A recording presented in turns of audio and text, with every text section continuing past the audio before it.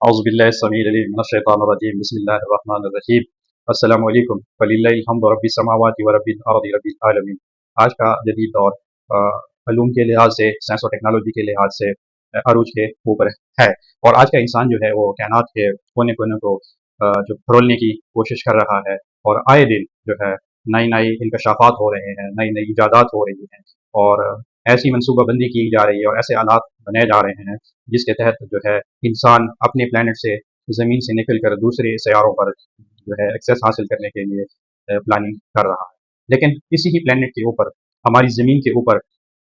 दो चीज़ें ऐसी हैं जिनको जदीद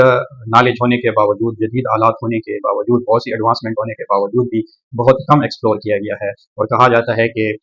इन चीज़ों के मुतालिक, इन दो चीज़ों के मुतालिक हमारे पास जो है 5% से भी कम नॉलेज है कि इनकी हकीकतें क्या हैं, इनके अंदर कैसे राज छुपे हुए हैं। वो दो चीज़ें, एक तो इस प्लेनेट के ऊपर मौजूद गारें हैं, और दूसरा जो समंदर की गहराइयाँ हैं, कि इनकी हकीकतें क्या हैं, इनके अंदर क्या है, ये राज जो है अभी तक हमारे पास जो है ऐसे आलात और ऐसी इजादात नहीं हुई जिनकी बदौलत जो है इंसान यहाँ तक पूरी एक्सेस हासिल कर सके। लेकिन आज से कोई 1400 साढ़े 1400 साल पहले एक ऐसी शख्सियत जिनका दावा है कि उनके पास जो जितने अलूम थे, उनका ज़रिया जो है वो सिर्फ डिवाइन सोर्स ऑफ नॉलेज था, यानी इल्हामी अलूम थे। बिल्कुल वो दुनियावी रस्मी तालीम से बिल्कुल नाशना थे, ना कभी किसी इदारे गए, ना कभी किसी उस्ताद से पढ़ा, ना किसी तजर्बागाह में गए। वो शख्सियत जो है अरब के सहरा में खड़े होकर मौजूदा दौर के जो जदीद अलूम हैं समंदर के मुतालिक, उनकी वो इंटरप्रटेशन कर रहे हैं और बता रहे हैं कि समंदर की गहराइयों में छुपी हकीकतें क्या होती हैं। और ये भी हकीकत है कि हमें तारीख बताती है कि उन्होंने अपनी पूरी ज़िंदगी में कभी भी कोई बहरी या समुद्री सफ़र इख्तियार नहीं किया था। सूरत नूह, कुरान मजीद की सूरत है, इसकी 40 आयात आपने पढ़ी होगी। उस आयात में समंदर की गहराइयों के मुतालिक जो है वो मालूमात शेयर की जा रही है कि समंदर की गहराइयों में अंधेरा के ऊपर अंधेरे होते हैं, और यहाँ तक कि ऐसी स्टेज भी आती है इन अंधेरों में कि इंसान अगर अपना हाथ निकाले तो उसको भी नहीं देख सकता, यानी वहाँ पे विजिबिलिटी की हद जो है वो माइनस में चली जाती है। और फिर मौज के ऊपर मौज होती है, यानी तह दर ताह लहरें होती हैं, जो ऐसे नज़र आती हैं कि जैसे बादलों ने ढांप रखा हो। जो समंदर के अलूम हैं और जदीद अलूम हैं, उसके मुताबिक समंदर की जो गहराई है इसको 5 जोन में तकसीम किया जाता है। पहला जो जोन है वो 0 मीटर से लेके जो है 200 मीटर तक है। यहाँ पे अक्सर जो है समुद्री हयात पाई जाती है, और साथ साथ यहाँ पे जो सूरज की रोशनी है उसको भी एक्सेस हासिल होती है। इससे अगली जो जोन है वो 200 मीटर से लेके 1000 मीटर तक है। यहाँ पे जो रोशनी है और जो समुद्री लाइफ है वो बतदरीज कम होना शुरू हो जाती है। लेकिन इससे आगे जो तीसरी जोन शुरू होता है 1000 मीटर से लेके फिर 4000 मीटर तक, यहाँ पे पानी का, लहरों का दबाव शदीद बढ़ जाता है, और यहाँ पे टेम्परेचर भी जो है वो बहुत नीचे चला जाता है, और यहाँ पे जो चंद मखसूस किस्म के समंदरी जानदार हैं वो यहाँ मौजूद होते हैं। और फिर इससे आगे जो चौथी लेयर है वो 4000 से लेकर 6000 मीटर तक है, और पांचवी फिर 6000 मीटर से आगे तक है। तो इनके अंदर बिल्कुल अंधेरों के ऊपर अंधेरा, और जो समंदर की